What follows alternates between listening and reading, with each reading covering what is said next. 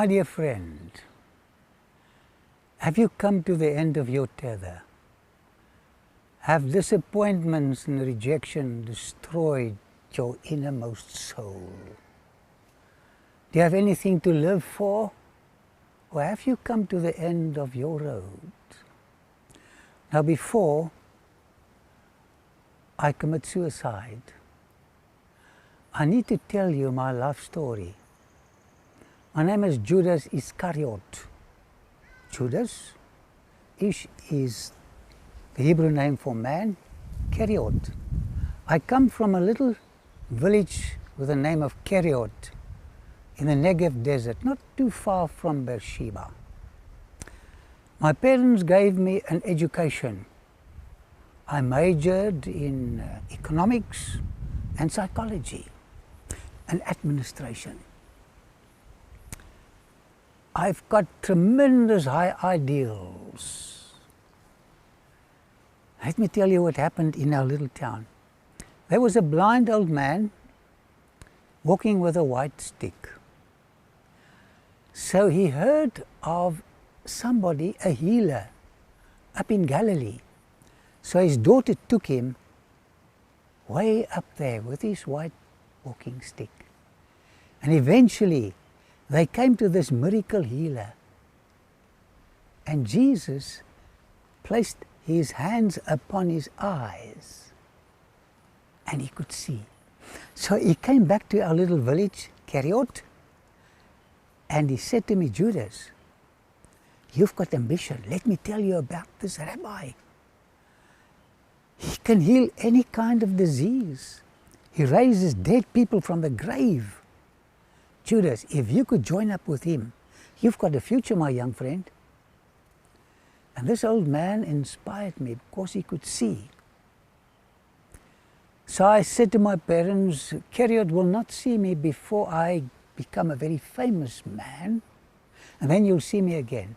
So I left. Eventually, I located this rabbi, and I showed him my curriculum vitae, my resume. He was not very much impressed. I thought he would be impressed. But then he said something that discouraged me a little. He said, you know, the birds of the air have nests, and the foxes have got holes. But Judas, I don't possess any earthly property. At first I just wanted to quit, but then I realized that I can change his outlook with my psychology and my business talents. I can change his mindset. For instance, if I could get him to charge 10 shekels for every miracle he performs, man, we'll be millionaires in a month's time. So then I began with my efforts to change his mind. By the way, you cannot change the mind of the Savior who wants to save you. This is the only business he has, to save sinners, not to become a mighty earthly potentate. Anyway, the disciples, they didn't have any education. I impressed them, and they listened to me, and I slowly worked on plans to force Jesus into a position of power.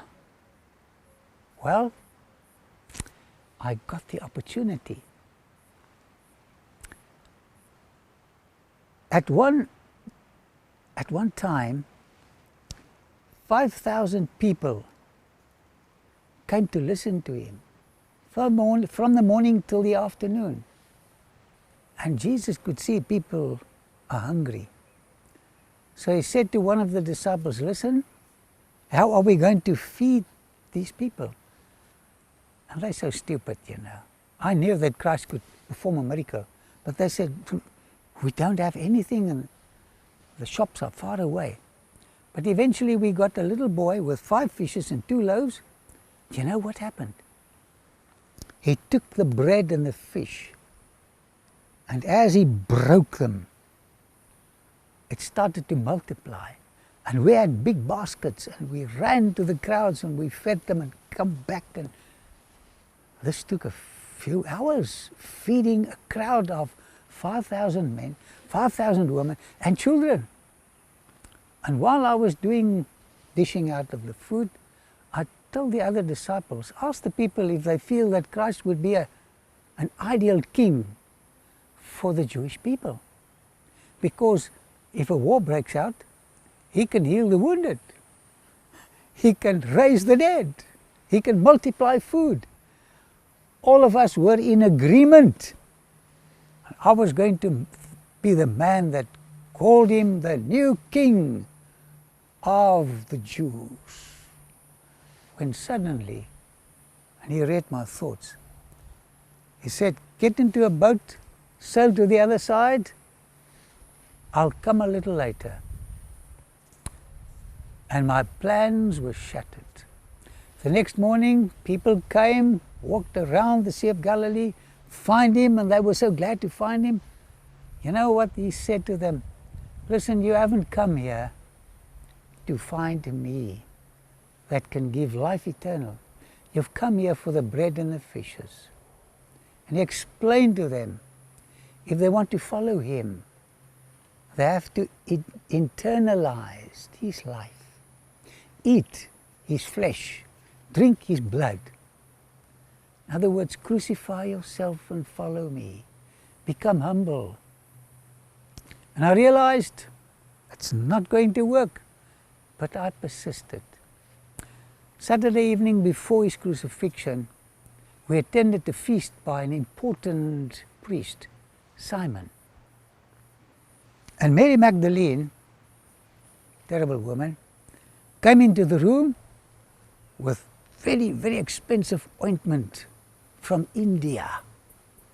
And she broke the container. It smelled beautiful. But I took out my calculator. This was a year's wages that she wasted on his feet. I could have taken that money. I needed a few more shekels to pay off my property at the Sea of Galilee. But when I mentioned this, Jesus said, Judas, you know what? She did this for my burial. I was so disgusted. I went to the high priest and said, listen, if you give me 40 shekels, I'll deliver him for 40 shekels. And we had a little debate. Eventually, we settled on only 20 silver pieces. I had the money in my pocket when I came back that Saturday evening, and only Jesus knew about this. I wanted to arrest him at Sunday, Monday, Tuesday, Wednesday, but I couldn't locate him. He was sleeping at different places. And the high priest said, listen, we've paid you money. You've got to deliver the goods. And I said, please be patient. I cannot locate him. But then on Thursday evening, we met in the upper room. We quarreled about our positions in the new kingdom. There was a terrible atmosphere. And what Jesus did, and by the way, the Syrian slave, didn't pitch up, because ordinary Jewish slaves were not permitted to do this menial task. They used outsiders to do it. And when the outsider didn't come, Jesus took the bucket. And guess where he started washing feet? At me, Judas. While he was washing my feet, he looked up into my eyes. I was looking down into his eyes. And this is the message I got by his body language.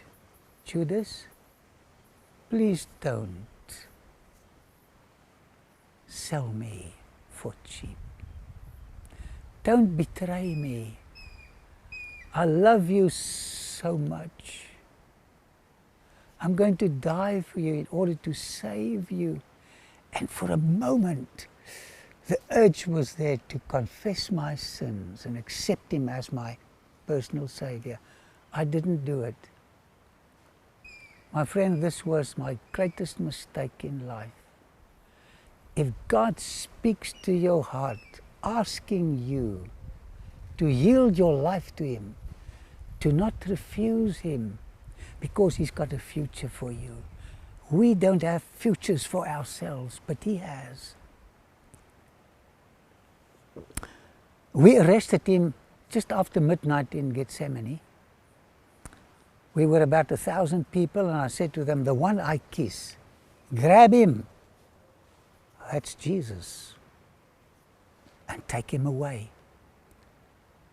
So in the light of the torches, I recognized him, and I went up to him and I kissed him. And Jesus said to me, friend, is this the way you deny me? Then they took him to the palace of Caiaphas. They knocked him blue. They put something on his head and they hit him with a fist. They spat at him. And I thought to myself, Jesus, can't you just release yourself? Call down 10,000 angels and become the new king of Israel. But he wasn't interested to become a king, a worldly king.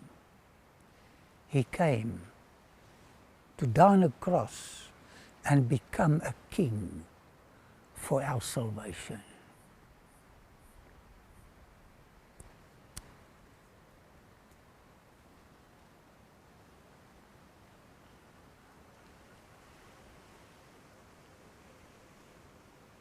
I refused him, and I lost all hope. I only have one goal now. That is to put the rope around my head and die a death of eternal death. Thank you for watching this presentation. To subscribe to our channel, click here, then click the bell to get notifications. For the next presentation, click here. See you next time.